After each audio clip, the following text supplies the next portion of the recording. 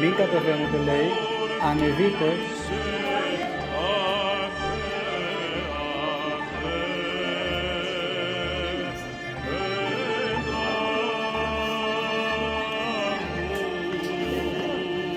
Είναι μόνο αυτό, δεν έχει κάτι άλλο. Είναι μόνο αυτό. Παρακάτω. Δεν έχει τίποτα άλλο. Ελάτε, μην πάτε άδικα.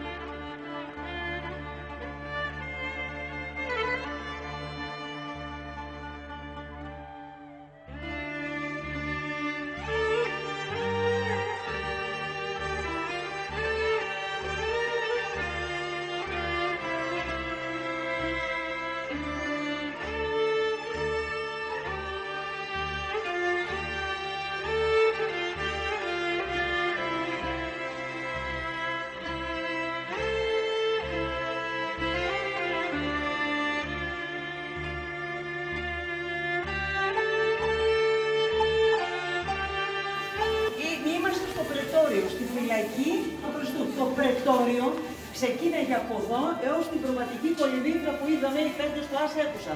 Έφτανε μέχρι εκεί. Το ρωμαϊκό, τι σημαίνει πρετόριο, διοικητήριο, τι σημαίνει πρέτορος, διοικητής. Λοιπόν, διοικητής στην εποχή εκείνη του Χριστού μας, που περνάει την Κρήτη, ήταν ο Πόντιος Πιλάτος. Έτσι λοιπόν, ο Κύριος μετά από αυτά που προσπάθησε και ο Πόντιος Πιλάτος να τον αθώσει και είπαν αυτό ότι έχουμε, και μετά είπαν έχουμε Καίσαρα κτλ. Ο Κύριος συναποφασίζεται να σταυρωθεί. Έρχεται λοιπόν εδώ η πρώτη φυλακή, γιατί πήγαμε και πάνω στο ναό της Αναστάσεως, στο παρεκκλήσι των κλαπών που είδαμε πάλι τις κλάπες, θα θυμάστε, και ήταν η προσωρινή φυλακή πριν ανέβει στο Σταυρό. Έτσι, εδώ λοιπόν είναι η φυλακή του Χριστού. Πώς ήταν, είπαμε πάλι ότι τα επίπεδα, τα βλέπετε πώς είναι φυλακή, ήταν τελείως διαφορετικά, είπαμε η ρημοτομία όλοι. Έτσι λοιπόν λέει η παράδοση ότι το πρώτο επίπεδο ήταν οι ληστέ, οι κακοποιοί, οι οποίοι δεν ήταν στο επίπεδο του Βαρυπινίτη όπως ήταν ο Βαραβάς. Γι' αυτό λέει το πρώτο επίπεδο ήταν αυτόν που ήταν πιο ελαφριά να το πω, και το δεύτερο κάτω επίπεδο ότι ήταν η φυλακή του Βαραβά που ήταν Βαρυπινίτης και για λογαριασμό των φυσικά αφού ήταν κατά των Ρωμαίων, οι Ρωμαίοι είχαν αποφασίσει, οι Ρωμαίοι όμως, να σκοτώσουν τον Βαραβά. Γιατί δεν είναι μόνο η κλεψιά, ήταν ότι πήγαινε κατά του καθεστώτος των Ρωμαίων. Έτσι, λοιπόν, άρα λοιπόν εδώ που μπήκατε μέσα και είδατε ήταν η φυλακή του Χριστού πριν φύγει για να ανεβεί την οδό του μαρτυρίου, κάνει τις στάσεις και τα λοιπά που θα τις πούμε στη συνέχεια. Και μάλιστα είπαμε για τις κλάπες, έτσι, και σταυρωμένα τα χέρια και τα λοιπά. Φεύγει λοιπόν από τη φυλακή ο Χριστός για να πορευτεί στην οδό του μαρτυρίου. Έτσι. Λοιπόν, φεύγουμε όλοι. Τον εγκάρευσαν γιατί εδώ πέφτει ο Κύριος. Βλέπετε η στάση τι λέει εκεί. Και εδώ έχει ένα κομμάτι που ακουμπά στο χέρι, ότι εδώ ο Κύριος πριν πέσει ακούμπησε το χέρι του. Αναπαράσταση λέει παράδοση. Έτσι. Είναι η στάση του σίγουρα την Κεντρική Πέμπτη, η οποία... Κάντε λίγο άκρη να περάσουν.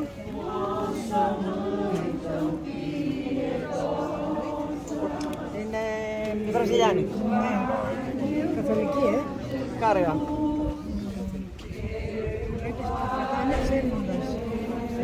Λοιπόν, ανεβαίνουμε και εμείς σιγά σιγά. Περάσαμε το μαρτύριο από εκεί, από την οδό μαρτυρίου του Χριστού, δεν ψάραμε τι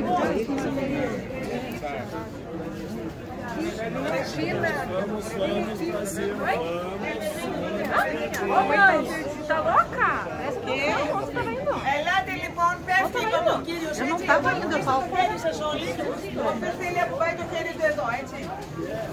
Έπεσε ο Κύριος, βαρύς ο σταυρός, συγκάρευσαν.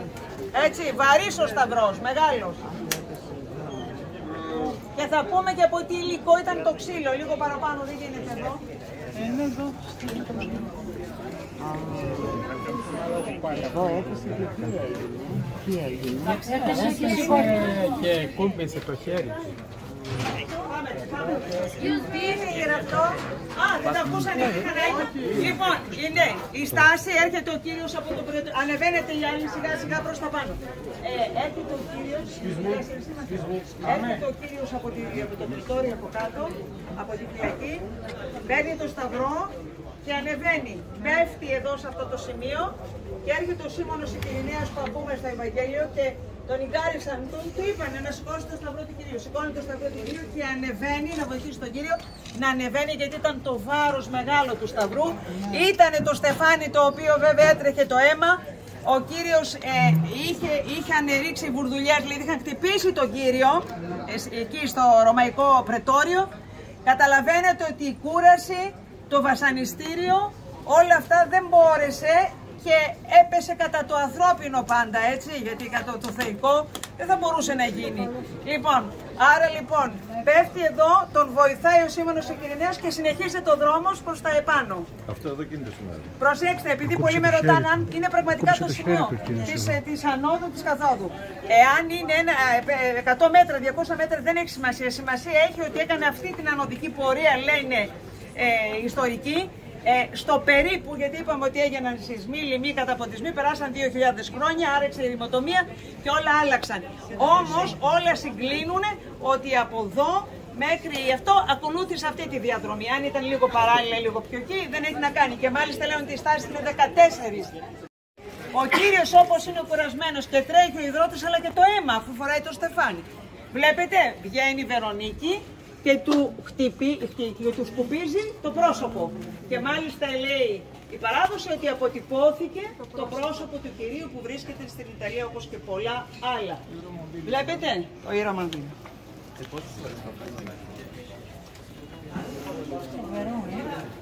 Να τρίχες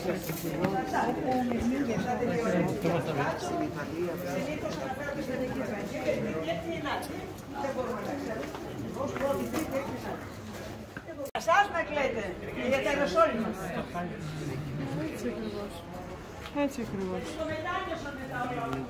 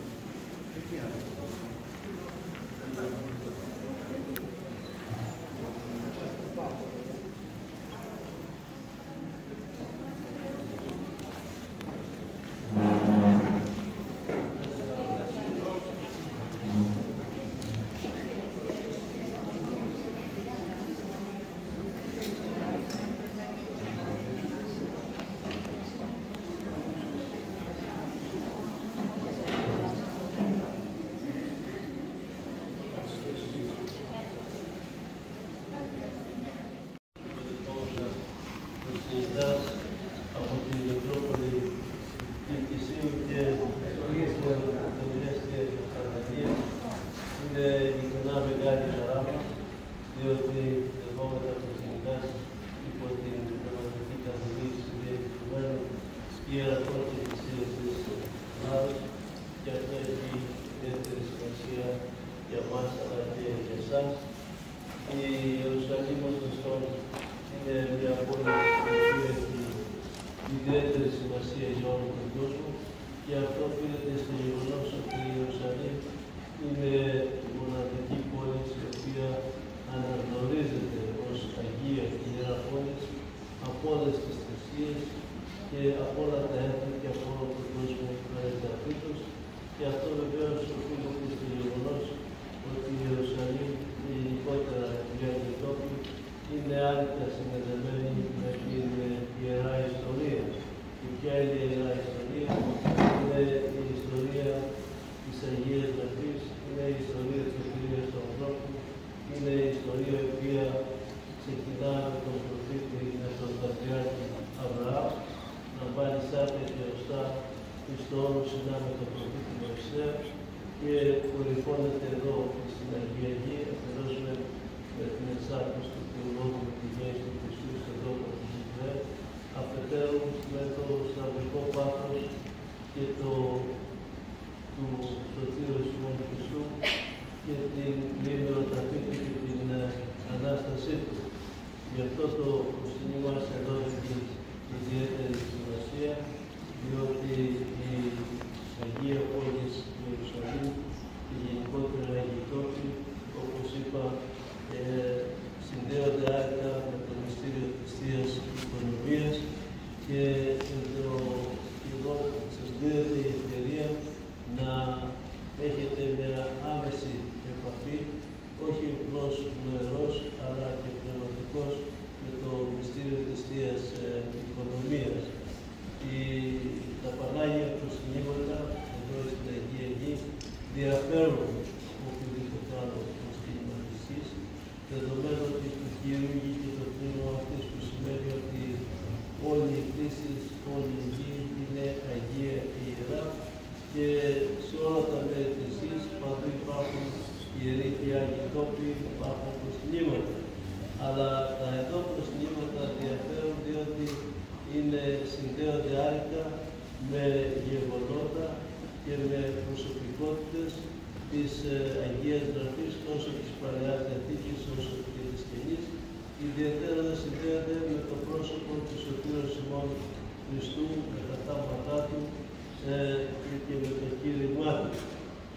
Γι' αυτό το λόγο το προσκύνημά σας εδώ στην Αγία Γη διαφέρει από οποιοδήποτε άλλο προσκύνημα, και γι' αυτό στη γλώσσα της Εκκλησίας των Ιεροσολύμων το προσκύνημά σας ονομάζεται προσκυνηματική θεωρία. Τι σημαίνει αυτό? Σημαίνει ότι ήρθατε εδώ να θεωρήσετε, να δείτε δηλαδή με τα φυσικά σας μάτια όλους αυτούς τους τόπους, όλα αυτά τα Πανάγια προσκύνηματα, τα οποία αποτελούν τα αδιάψωστα τεκμήρια και μαρτύρια της Ιεράς Ιστορίας. Είναι τα τεκμήρια και αδιάψωστα μαρτύρια της πίστεώς μας και Χριστών εσταυρωμένων και αναστάτων. Και αυτή ακριβώς είναι η ιδιαιτερότητα του προσκυνήματος σας εδώ και στην Αγία Γη. Η Θεία Πρόνοια επέλεξε το γέρος μας και το έθνος μας και του ανέθεσε αυτή τη μεγάλη ευλογία, του ανέθεσε αυτή τη μεγάλη αποστολή της διαφυλάξεως και της λειτουργίας των Παναγίων προσκυνημάτων. Με άλλα λόγια, τα Πανάγια προσκυνήματα ανεδείχθησαν από γνωστόν από τον Άγιο Κωνσταντίνο, τον Άγιο Κωνσταντίνο, με την μητέρα του την Αγία Ελένη, η οποία ανέλαβε μια μεγάλη αποστολή, και όταν ήρθε εδώ, αφενός με έναν έργο του Τίμιο Σταυρό, αφετέρου ανέδειξε τα Πανάγια προσκυνήματα, ανεγείροντας επί των δόχων οι οποίοι συνεδέονται με το μυστήριο της Θείας Οικονομίας, ανέδειξε τους γνωστούς μεγαλοπρεπείς ναούς, τους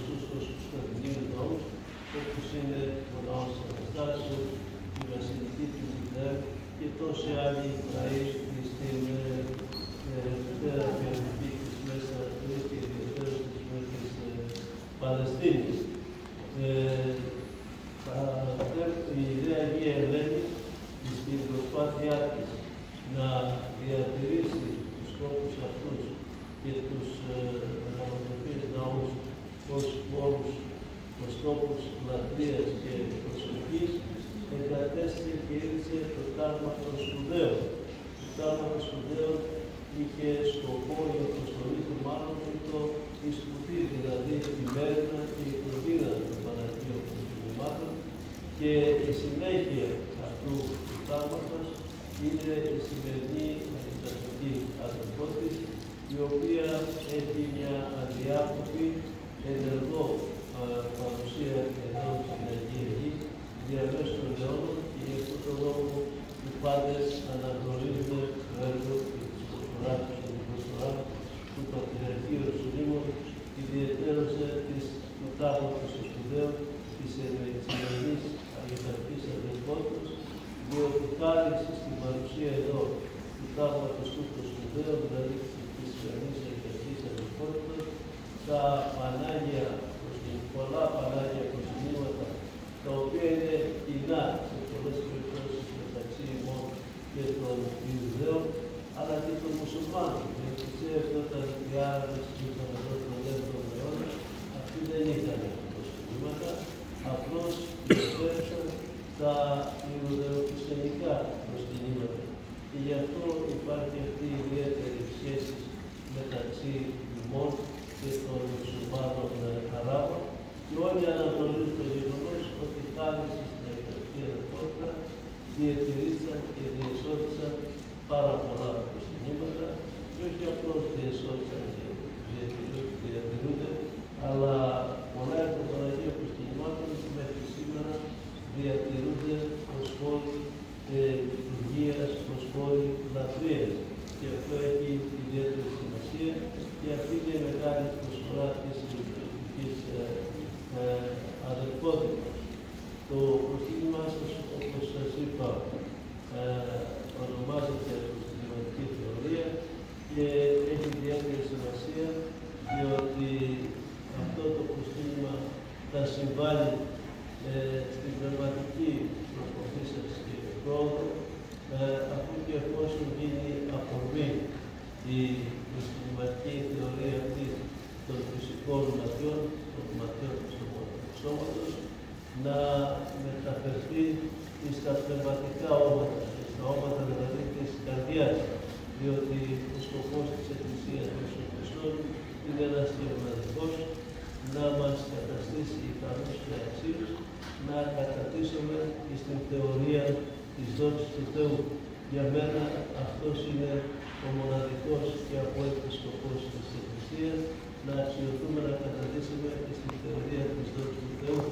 Αλλά αυτή η θεωρία της δόξης του Θεού δεν επιτυχάνει με τα φυσικά μάτια, αλλά επιτυχάνει με τα μάτια της τυπής, με τα μάτια της καθαράς καρδιάς. Γι' αυτό ο Χριστός λέει, μακάρι καθαρή την καρδία, ότι αυτή των Θεών όξονται. Και εδώ δίνεται η δυνατότητα στους μουσουλμάνους να κατανοήσουν τι σημαίνει να είναι κανείς μέλος της Εκκλησίας, διότι η Εκκλησία είναι το σώμα του Χριστού και ο Χριστός είναι η κεφαλή του σώματός του, και αυτό πρέπει πάντοτε να τονίζεται, ώστε να διαφοροποιείται η Ορθόδοξη Εκκλησία και το σωτηριώδες έργο και η σωτηριώδης αποστολή της Εκκλησίας της Ορθοδόξου από τις άλλες μη Ορθόδοξες εκκλησίες.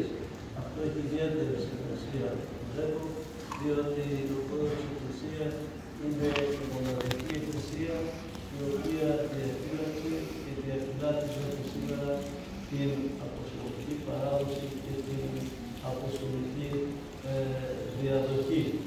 Είναι πολύ σημαντικό αυτό το οποίο, διότι είναι γνωστό τι λέει οι Απόστολοι και τι λέγουν ο Απόστολος Παύλος, τι λέει και στον μαθητή του τον Τιμόθεο, που του παραγγέλνει να διαφυλάξει αμύωτο και ανώθετο την παρακαταθήκη την οποία έλαβε από τους Αποστόλους και οι Απόστολοι από τον Κύριο ημών Ιησού Χριστό. Σήμερα η Εκκλησία των Ιεροσολύμων επιτελεί ένα μεγάλο έργο, εκκλησιαστικό, πνευματικό, δυστυχώς και θα έλεγα και διπλωματικό, διότι χάρη στην παρουσία εδώ της Εκκλησίας του Ιεροσολύμου και της αρχαιότητας μας, όχι μόνο διεφυλάχθηκαν τα Πανάγια Χριστουγέννηματα, τα οποία είναι προσιτά σε όλο τον κόσμο, αλλά διεφυλάχθηκε και διατηρείται και ο χριστιανικός χαρακτήρας της Αγίας Πόλεως Ιερουσαλήμ. Όλοι διεκδικούν Ιερουσαλήμ, όλοι θέλουν να έχουν λόγο στην Ιερουσαλήμ, όλα θα έχουν τον κόσμο και εμείς είμαστε αυτοί οι οποίοι όχι μόνο έχουν μια αποστολή, αλλά διαδραματίζουμε και ηγετικό ρόλο σε αυτόν τον χώρο. Εύχομαι αυτή η σημαντική σας θεωρία να συμβάλλει στη δική σας ουσιαστική και χρόνο και τονίζουμε τη σημασία της Εκκλησίας, διότι σήμερα όλοι μας βρισκόμαστε αντιμέτωποι με μια πραγματικότητα. Αυτή η πραγματικότητα είναι η σύγχυση, η ανομία και η αποστασία που επικρατεί στον κόσμο εξαιτίας του γνωστού φαινομένου της λεγόμενης νέας τάξης πραγμάτων, της κοινώς γνωστής ως παγκοσμιοποίησεως. Παγκοσμιοποίηση τι είναι? Είναι η αναβίωση της ρωμαϊκής κοινωνολατρίας, είναι η επανακατάσταση του Ρωμαίου Αυτοκράτορας, τον οποίο θα υποχρεωθούμε όλοι να τον προσκυνήσουμε και να τον λατρεύσουμε. Περί τούτου, ο Απόστολος Παύλος, εδώ και 2.000 χρόνια, μας ενημέρωσε για αυτό λέγοντας ότι η πάλη και ο αγώνας μας δεν είναι προς άκρα μπροστά, αλλά προς τις εξουσίες, προς τους αυτοκράτορες του κόσμου, του αιώνος τούτου. Και οι αυτοκράτορες αυτοί είναι μπροστοί. Εσείς επιλέγετε. Είναι αόρατοι, αλλά είναι και ορατοί. Το δεύτερο στάναξη δηλαδή είναι κάτι πολύ πιο σημαντικό. Πριν από τον Απόστολο Παύλο, λέγει ότι μην πεπίθατε επί άνθρωπος και ποιούς ανθρώπους και ενίσχυτε η σωτηρία.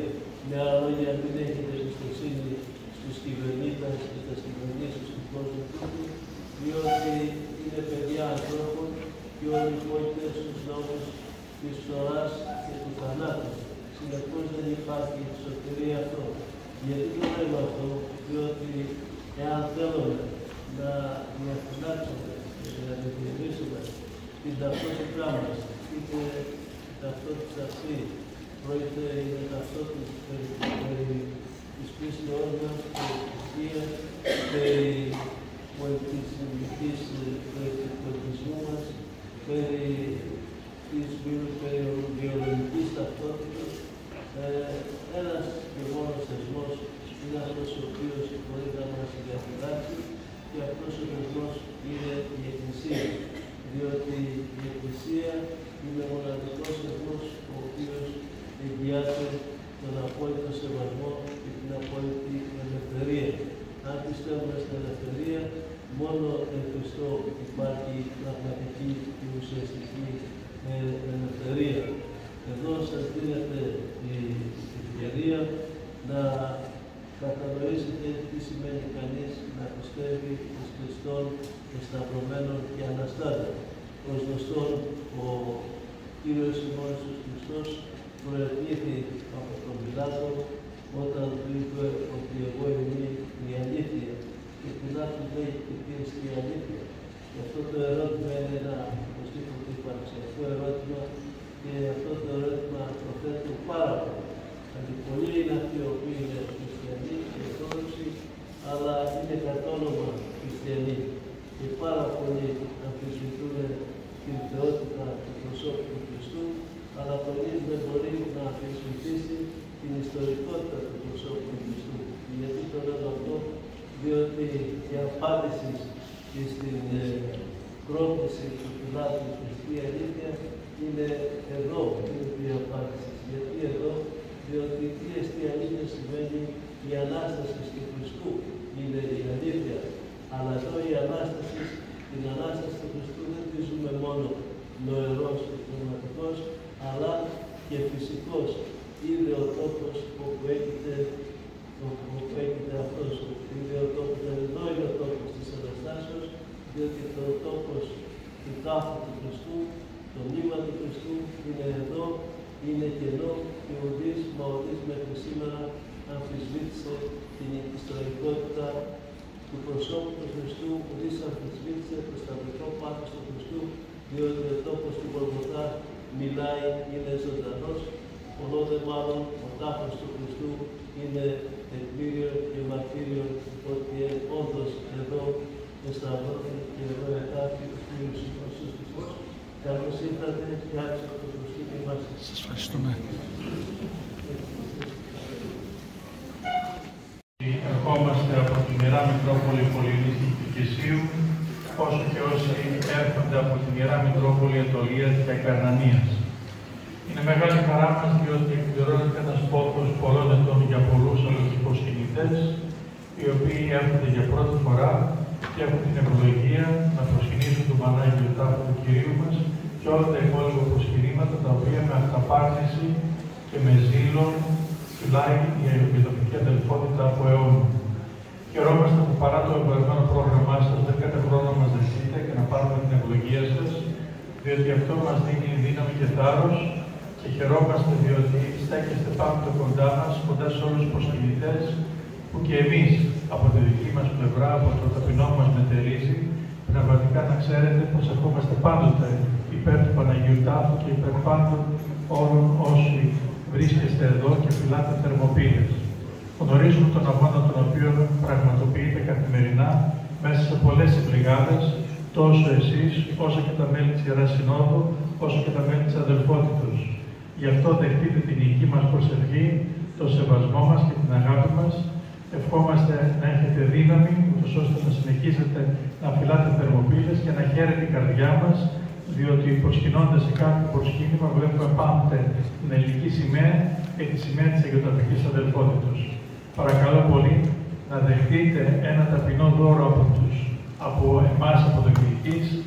Είναι η εικόνα των Αγίων Πολιούχων μας, των Αγίων Πολιούχων 5 και 10 μαρτύρων, των Ιβεροπόλου Μαρτυρισάντων, οι οποίοι μαρτύρησαν τον 3ο αιώνα μετά Χριστό, και οι Κυρκισιώτες, οι οποίοι ήρθαν μετά την ανταλλαγή των πληθυσμών από το 1913, μετέφεραν λείψανο του Αγίου Πέτρου, καθώς και την εικόνα, και έχουμε σαν μοναδική ευλογία στην Ελλάδα τους έχουμε προστάτες και πολούχους μας.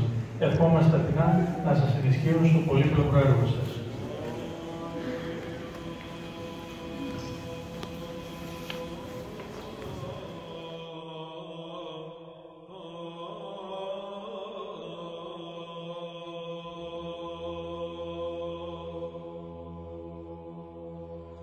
Oh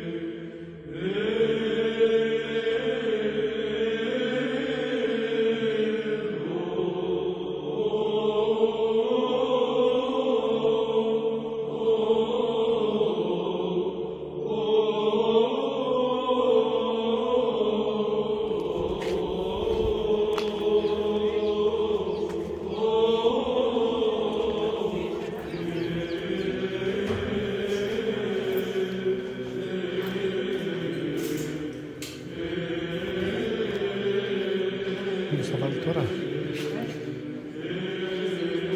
Αδερφέ, θα βάλω το φινάκι να δώσω.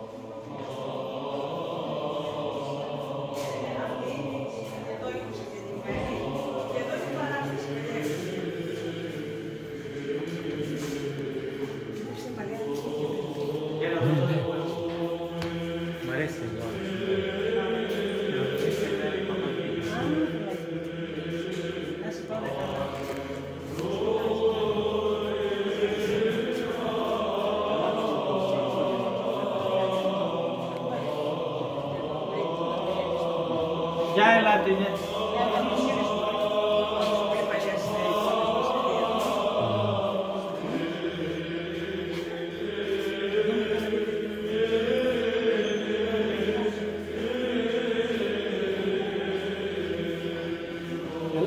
Ελάτε λίγο. Ελάτε λιγάκι. Μια εικόνα κάτω είναι αυτό. Κάτω.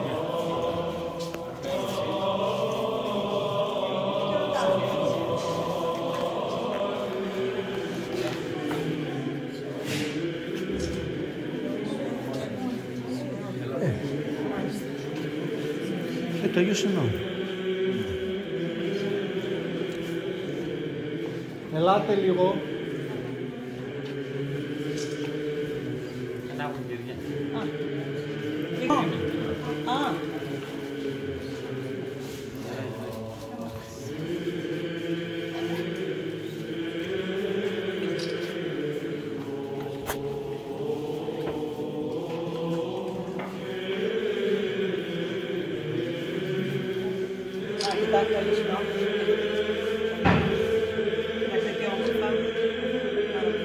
Εδώ είναι ο τάφος του Αγίου Σημεών του Θεοδόχου, ο οποίος, όπως ακούσατε από την κυρία Φωστήρα, υποδέχθηκε τον Χριστό 40 ημερών στο ναό του Σολομώντος, που είχαν την παράδοση οι Ιουδαίοι, το πρώτο παιδί που γεννιέται και ήταν αρσενικό, το αφιέρωναν στο Θεό. Του πήρανε λοιπόν ο Ιωσήφ και η Παναγία στο ναό και εκεί το υποδέχθηκε ο Σημεών ο Θεοδόχος σε μεγάλη ηλικία, γιατί τον είχε πληροφορήσει ο Θεός ότι δεν θα πεθάνει εάν δεν δει το Μεσσία. Και μάλιστα λέει ότι οι γραφές λένε ότι τον άκουσε και τον κατάλαβε από το κλάμα του.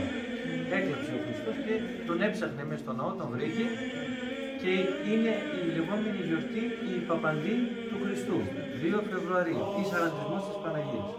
Ο Σημεών όμως, όπως σας είπε, ήταν ένας από τους ερμηνευτές της Αγίας Γραφής και μάλιστα ήταν ένας από αυτούς οι οποίοι μετέφρασαν την Αγία Γραφή που ήταν στα εβραϊκά στα ελληνικά. Και έτυχε στον Σημεών εκείνη η προφητεία που έλεγε ότι ο Μεσσίας θα γεννηθεί από μια παρθένο γυναίκα. Το διάβασε, το μετέφρασε, αλλά δυσκολεύτηκε να το πιστέψει. Γι' αυτό λοιπόν τι έκανε? Έβγαλε το δαχτυλίδι του, το ρίξε στον Ήλο ποταμό και είπε: αν το ξαναβρω το δαχτυλίδι μου, όντως θα είναι αληθινή η προφητεία αυτή. Μια μέρα μετά που έτρωγε με τους ερμηνευτές, βρήκε μέσα σε ένα ψάρι το δαχτυλίδι του και κατάλαβε ότι η προφητεία ότι μια παρθένος γυναίκα θα γεννήσει τον Μεσσία Χριστό. Αυτό ήταν ο Σημεών ο Θεοδόχος. Και εδώ είναι ο τάφος. Από εδώ δηλαδή είναι η παλαιά και από εκεί είναι η καινή. Να η καινή τώρα. Και από εδώ είναι η γέννηση της Παναγίας, οι οποίες, να, η γέννηση της Παναγίας, ο Ευαγγελισμός της Παναγίας, τα εισόδια της Παναγίας. εδώ στα Ιεροσόλυμα, και να μην εξξεναγώ, εάν βλέπετε τις εικόνες, σε κάθε ένα προσκύνημα που πάτε, θα καταλαβαίνετε από μόνοι σας που είστε. Γι' αυτό όταν προσκυνάτε θα βλέπετε τι προσκυνάτε και όπου προσκυνάτε θα βλέπετε γύρω σας τι έχει. Και είναι πολύ εύκολο. Γιατί μια εικόνα, χίλιες λέξεις και όχι μόνο αυτό που είπα και εγώ, ένα και αυτές οι εικόνες εδώ, το λέει το Ευαγγέλιο. εδώ είναι αυτές που πληροφορήθηκαν από Εβραίους όταν μπήκαν στη Ιερουσαλήμ.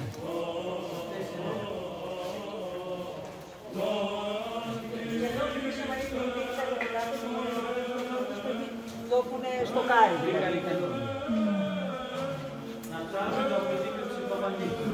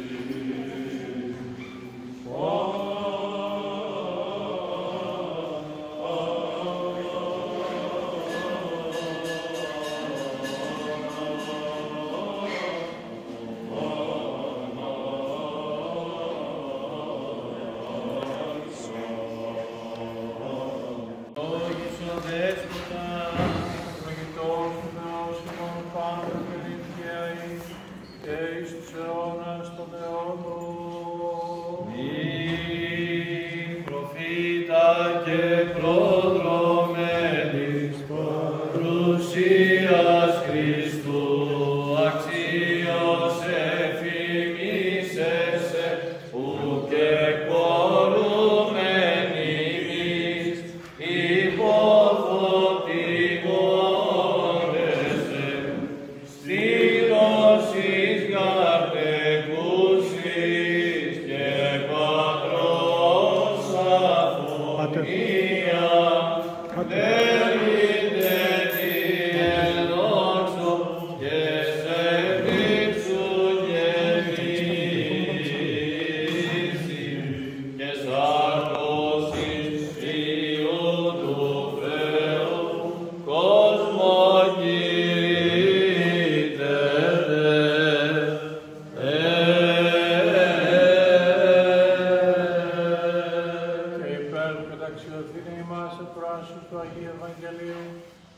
τον Θεόν ημών νικητεύσομαι. Κύριε ελέησον, Κύριε ελέησον. Σοφία αυτή ακούσαμε του Αγίου Ευαγγελίου, ειρήνη πάση. Και το πνεύματι σου. Έχετε τα Λουκά Αγίου Ευαγγελίου το ανάγνωσμα.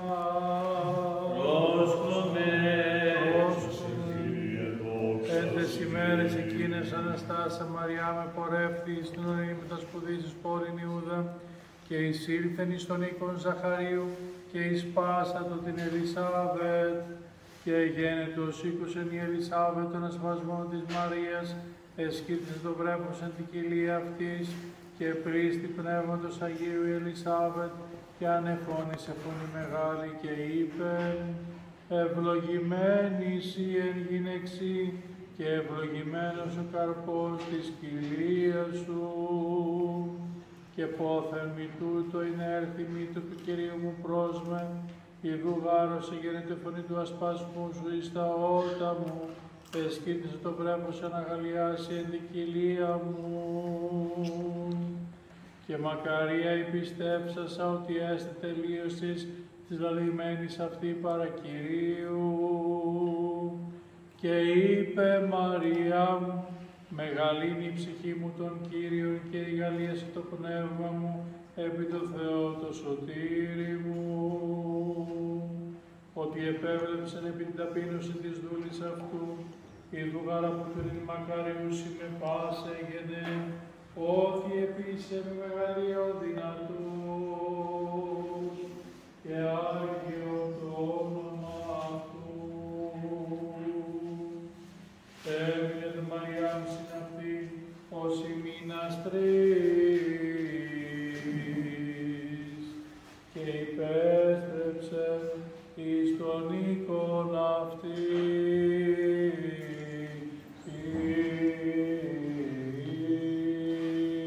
Δόξα σοι, Κύριε, δόξα σοι.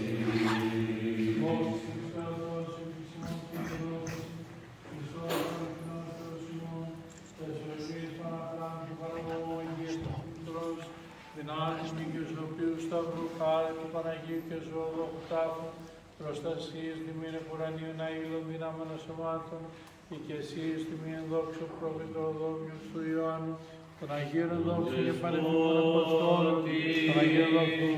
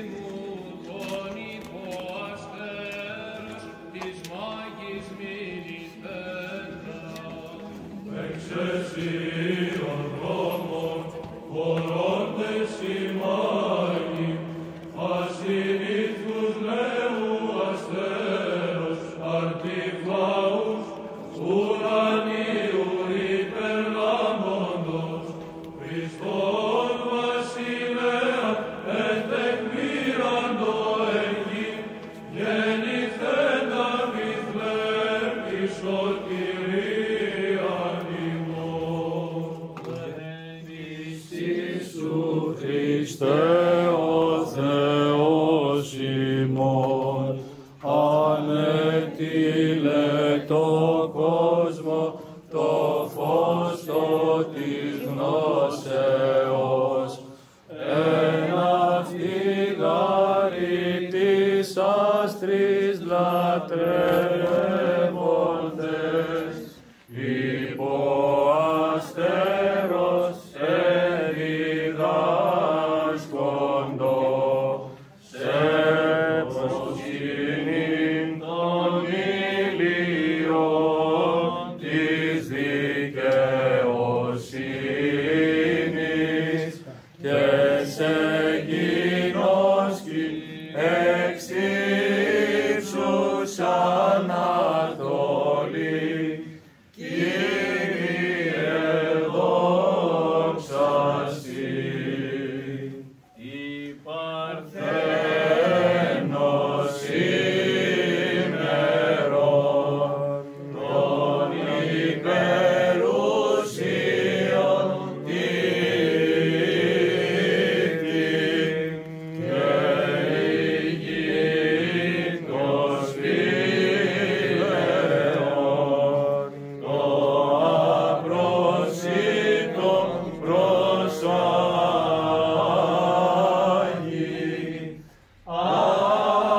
Άγγελοι μεταβλημένων δοξολογούμενοι, άνοιγεν μεταστέρος οδηπορούσι, δήμας βαρεγεννήθη, παιδίον νέος, ο προαιώνων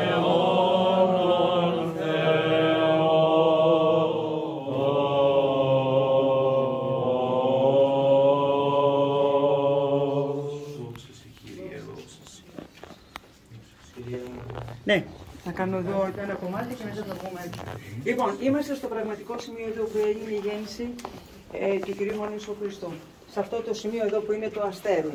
Είναι ορθόδοξο εδώ, έτσι, και απέναντι είναι η σπαργάνωση, μόλις γέννησε η Παναγία, σπαργάνωσε τον Χριστό μας και ανήκει στους καθολικούς εδώ αυτό. Ναι. Να πούμε ότι στις αρχές, την πρώτη βασιλική που έκτισε η Αγία Ελένη όταν ήρθε στους Αγίους Τόπους, έκτισε εδώ. Έτσι έκανε την οκταγωνική στην ανάληψη και έκανε και την τρίτη, τη βασιλική, για να ενώσει την παλαιά με την Καινή Διαθήκη στη Δρήτου Μαμβρή. Έρχεται λοιπόν, χτίζει την πεντάπλατη, πάρα πολύ ωραία εκκλησία. Γίνεται όμως, όταν έγινε η επανάσταση των Σαμαριτών, το 520, κατέστρεψαν ένα κομμάτι, πολύ μεγάλο κομμάτι εδώ του ναού, το οποίο ξανά φτιάξε ο Ιουστινιανός Αυτοκράτορας και την άλλαξε τελείως, κράτησε μόνο τα 5 κλίτη με τις 40 κολόνες, 5-8-40 δηλαδή, και ήταν τελείως διαφορετικό. Ήταν επί της Αγίας Ελένης, ήταν οχταγωνικό, δηλαδή δεν είχε αυτό το τρίγωνο που κατέβαινες από τη μία και ανέβαινες από την άλλη, τους σταυροειδές, ήταν τελείως διαφορετικό. Έκανε τελείως διαφορετικό το ναό, κράτησε, όπως είπαμε, τα 5 κλίτη και έκανε το πρόναο πολύ σκοτεινό. Αυτό δεν άρεσε, δεν ήταν έτσι, είχε έτριο της Αγίας Ελένης, ήταν διαφορετική η πόρτα. Μετά η πόρτα όμως, μετά το 10ο αιώνα η πόρτα χαμήλωσε για να μην μπαίνουν με τα άλογα οι αγαρινοί και οι διάφοροι που θέλουν να μπουν στο ναό με τα άλογα. Γι' αυτό η πορτούλα αυτή που μπήκαμε είναι η πόρτα της ταπείνωσης. Έτσι, λοιπόν, σε αυτό το σημείο το πραγματικό τελούμε κάθε πρωί λειτουργία εμείς, οι Ορθόδοξοι, σε αυτό το σημείο και η λειτουργία γίνεται πάνω στην Αγία Τράπεζα και προσκομίζει. Κάθε πρωί. Κάθε μέρα λειτουργεί όπως και στον Πανάγιο Τάφο. Έτσι, κάθε μέρα. Εδώ, και επίσης και στη Γεστημανή. Κάθε πρωί.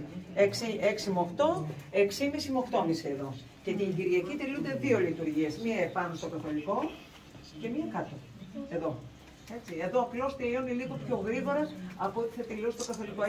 Έχουν πολύ αραβόφωνο, είπαμε, πίμνιο, που έρχεται και κάτω και πάνω. Έτσι, από παλιές οικογένειες του Βιθλέμ. Ανεβαίνουμε πάνω να δείξουμε τα υπόλοιπα. Έτσι.